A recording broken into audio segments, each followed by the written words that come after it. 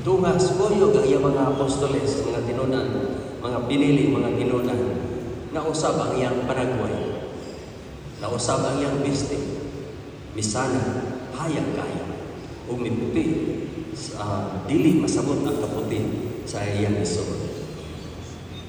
Si Saint Jerome, usa sa dili kay usa ang unang nagbalhin sa pinulungang Biblia gikan sa Griego ngadto sa Latin, niingon siya, "The face is the mirror of the mind and eyes.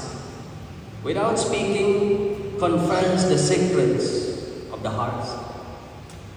Nga ato daw mga panagway, nga ato mga itsura, nga ato mga naong, mao ang salamin sa atong una-una o sa atong mga mata. Dili man kini musulti. Apan nagsulti, nagmatuod kami kini sa sekreto, nagpadayag kini sa sekreto nga naa sa kasing-kasing sa tao. Importante kaayo ang maong panagway.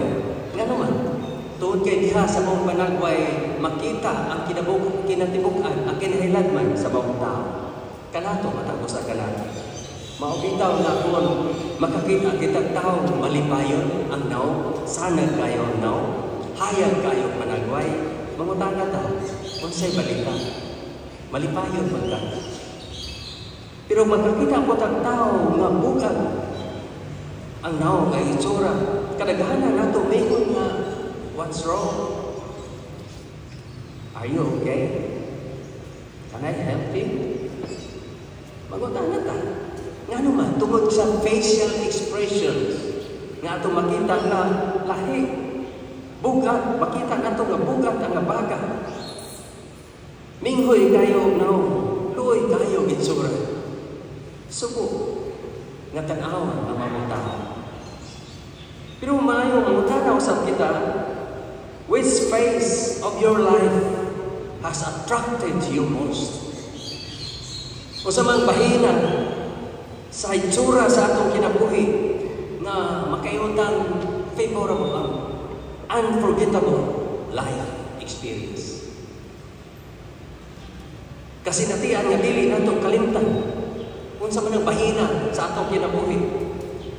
Siguro mo ba makaingon nga nalipay ang iyang kalipay sa iyang kinabuhi, ang naong, ang itsura o panagway sa iyang kinabuhi, sa diyang nahimo siya usa kay nahan. O dihan nahimo siya usa ka mahal. Kami gamay ra man ming pamilya, managsuon siyam ra kabo. Niya sa siyam kabo ako'y kinamugulagan.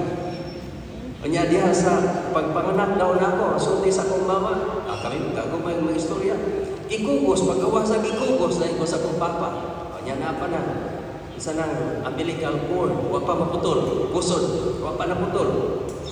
Iya, sungguh sama mama. Kuhadai, kuhan tapuday, kaya kung tapuhan si Dodo. Iyo po si mama nga, di pagani ko kaliko, imo pa kong suguhon. Si papa, iyang sugo, iyang tahon. Natawa ko, alas 6 buntag. So ang kalipay, lang papa, dili masabot. Ang kalipay po sa usa kinahan, sama nito, ang umahan, dili masabot nga, inikap kita sa inyong mga anak na unforgettable experience. O siguro, pag-ingon ka sa dihang na naminyo siya, ikasal siya, kanang maong kalipay, maong itsura, dili makalimtan. Niining, Sabado ang Biyernes, may dalabay sa Biyernes o Sabado, dito ko sa Cebu, sa usa ka eskwelahan, ay naghatag ko retreat, 2 days retreat sa mga graduating, grade 8, grade 10. Kanya, 27 sila kabuok. Sa akong panag-istorya, dili usa sa mga estudyante, may istorya na din siya, "Father, lipay kayo ko." Kung ano man, siya kayo, diya sa among classmate na ako'y record ko sa usa sa among classmate nga babae. O niya, iya kong gisugot din sa atong retreat. Kasikat-sikat siya sa kalipay. So, dili niya masabot na iyang kalipay. O siguro, ang paano sa mga makaingon ta na nalipay ang buong itsura, aduray itsura sa atong kinabuhi na nakaila nato, nahimo natong amigo o amiga o sa katao na prominente, matao nga inila, usa ka artista. O dili ka usa ka national leader. Nga kini mao tuhana. Gihimo na tong i-idolize na to. Ang pumutana, nganong na-attract ka man kaniya? Nganong nadanay ka man sa iyang pagkasiya? Is it because of the beauty of that person? Is it because that person is so good? O ka na mahutong ka na imong i-idolize nga moabot sa punto nga mahimo na tang panatiko? Adunay usa ka theory na nagkadayon. When a person when we rise from the dead, we shall go back to the age of 30. Kung ang tao na puno, mubago na gikan sa kamatayon, mubalik siya sa paglaron nga 30. Siguro, akong papa, ni panaw na akong papa, ako siya nga nabuhan. Sigurado dyan ko nga kamusang kasinati sa mong dambo. Sa ito sa inyong mga miyembro sa pamilya nga may panaw na. O niya, gidambo ka. Labi na atong ginikanan, may edad na. Pero diha sa iyong dambo, sa iyong makita, sa iyong dambo, dili ang iyang edad sa iyang pagkamatay. Kung dili patanon siya, nasa mga edad 30, 35. Sa iyang prime time, nga himsog pa, apte kayo. Nakikita na ito na, nasinati na ito na, na-encounter na ito na. Mao nga, ingon siya, ingon mo ang theory nga, kung ikaw tigulang na, ang mga tao tigulang na, matay ka tigulang na, balik siya sa pagkabata. Apan kung ang saan patanon, mamatay, muhi mo siya, mo-advance mo siya, mo-catch up siya sa edad, mga 30. Pero niining panahon na nato karon ang proliferation sa cosmetics o plastic surgery nagkakat. Labi na kung ka Thailand, kita na mo sa YouTube, documentary. Barato dito ang magpagwapo pa ka, magpabata pa ka, pagwapa. Barato dito. Gusto kang lalaki ka, gusto kang mahimong babae, pwede. Usa ka lalaki, gusto kang mahimong babae, pwede. Ya barato ra, manang daghan. Nagday, dihay kung dihay istorya niingon nga, pre, Brad, dunay guwapa dito. Yamingon ko iyang amigo nga, unsa man pre, babae o lalaki. Di naman siya sigurado kung babae ba ito o lalaki. So what is the purpose of this cosmetics and plastic surgery? To beautify the face. To maintain a young looking.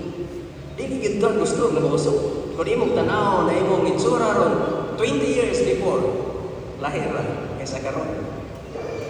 Labi na, wala pa kay maintenance, nagani kay nanay maintenance. Kung wala pa, mas lahir na gid siya. So the face is so important because it reveals something from within. Gikan sa kinahanglan sa mga tao. Pero ang maong dakong pangutana, mao nga,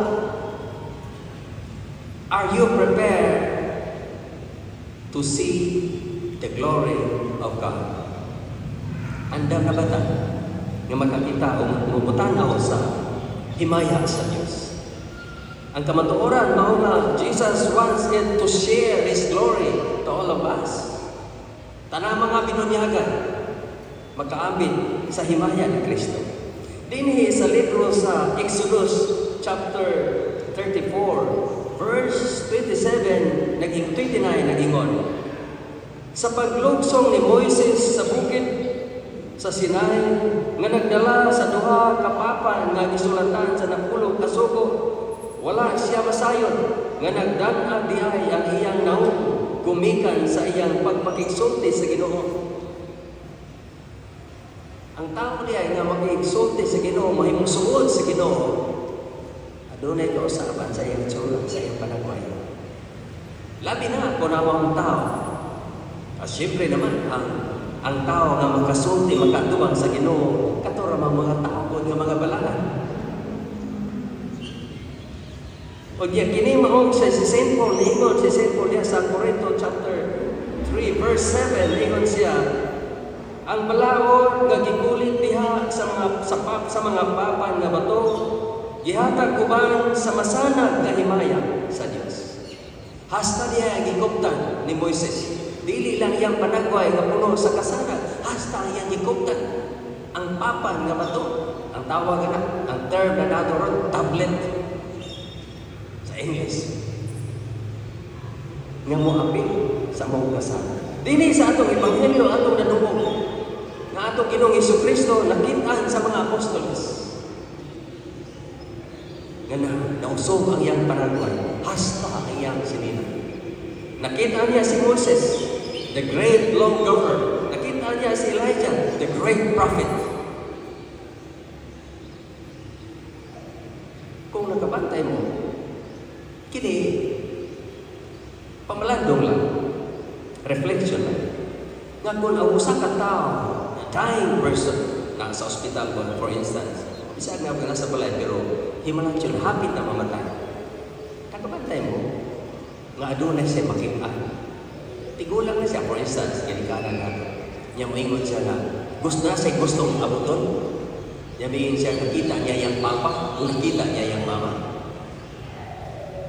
Siguro, usa na sa timayhan nga ang tao, hapit na mapanaw, makakita siya sa mga tao na wala na niya guilty.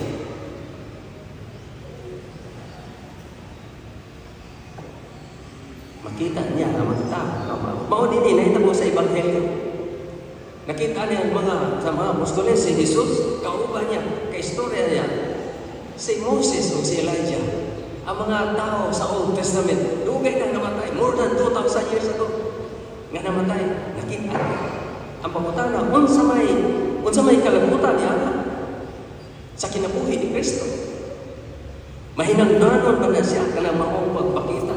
Usa ka misteryoso nga pagpakita. Of course, mahinangdanon, ano man, to give assurance, to strengthen, to give strength, and to prepare the person. Mao si Kristo, diya nakita ang mga great people in the Old Testament. O diya siyang nakita kung sa mayang ibati. Nakapahatag kining kalikod ka natin. Mao bitaw usa ka tawo atong mga miyembro sa pamilya nga masakit, hapit na mamatay, dying person, bedridden.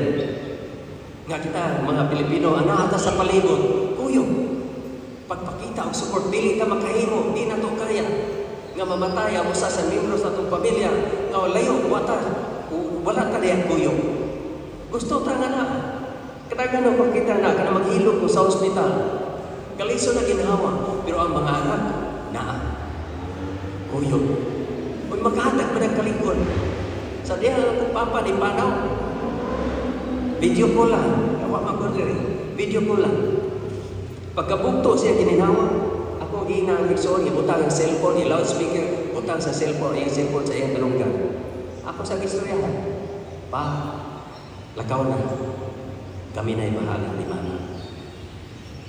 Assurance, imong tagaan ang mga tao, kung pagbati nga, komportable siya. Na di na siya mag-una-una, dili na siya mabalaka pa. To show full support, dini siya nahitabo sa itong Ginoo in doing God's will. Akong katawag ni ini, experiencing spiritual renewal. Nakasinati ang atong Ginoo Jesucristo, bagong kusog, bagong kaisog sa pagkatubang, sa umahon, sa iyang kinabuhi. Nga naman, mubati siya, adunay betrayal, adunay rejection, and crucifixion. Kita manaysoon sa atong kinabuhi. Sa panahon nga kita puno sa pagsulay, anahan sa pagsulay. Sa panahon nga kita isalikway, mubati nga kita isalikway.